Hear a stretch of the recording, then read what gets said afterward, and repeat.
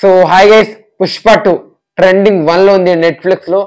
Hindi audience ఇంకా మన ఇండియాలో చాలా మంది అయితే ఎగబడి మరీ చూస్తున్నారు నెట్ఫ్లిక్స్ లో.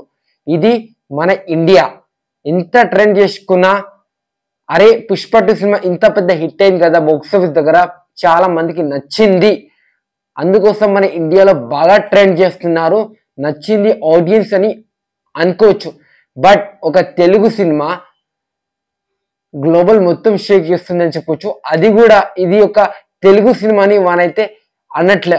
హాలీవుడ్ వాళ్ళు ఏమంటారు అంటే ఇది ఒక బాలీవుడ్ సినిమా, చాలా బాగా తీసిరు, హీరో బాగా యాక్టింగ్ చేస్తుండు, తన పర్ఫార్మెన్స్ కావచ్చు, తన యాక్టింగ్ కావచ్చు, తను చేసే యాక్షన్స్ నెక్స్ట్ లెవెల్లో ఉందని గ్లోబల్ మొత్తం అయితే షేక్ చేస్తున్నారు అని చెప్పొచ్చు. చాలా అంటే చాలా మందికి అయితే పుష్ప 2 సినిమా అయితే నచ్చిందని చెప్పుకోవచ్చు. ఫారిన్స్ వాళ్ళకైతే ఈ సినిమా లాస్ట్ ఆ రప్ప ఫైట్ సీన్ కావచ్చు, అల్లు అర్జున్ అన్న పర్ఫార్మెన్స్ కావచ్చు, ఇంకా మధ్యలో ఇంటర్వెల్ లో మన గంగమ్మ జాతర ఫైట్ సీన్ కావచ్చు, చాలా మందికి అయితే నచ్చిందని చెప్పొచ్చు. ఎగబడి మరి చూస్తున్నారు పుష్ప 2 సినిమాని. రిపీట్ వాల్యూ అయితే ఈ పుష్ప సినిమాకి అయితే ఉందని చెప్పొచ్చు. రీలోడెడ్ వెర్షన్ తర్వాత చాలా మందికి అయితే క్లారిటీగా అయితే అర్థమైంది పుష్ప 2 సినిమా ఎలా ఉంది, దేనికి దేనికి సింక్ ఉందని. అందుకోసం గ్లోబల్ మొత్తం షేక్ చేస్తుందని చెప్పొచ్చు. పుష్ప 2 సినిమా బాక్స్ ఆఫీస్ దగ్గరనే షేక్ చేయలేదు, ఓటీటీలో కూడా నంబర్ 1 ప్లేస్ లో ఉంది. నెట్ఫ్లిక్స్ అయితే ట్రెండింగ్ నంబర్ 1 లో అయితే ఉందని చెప్పుకోవచ్చు.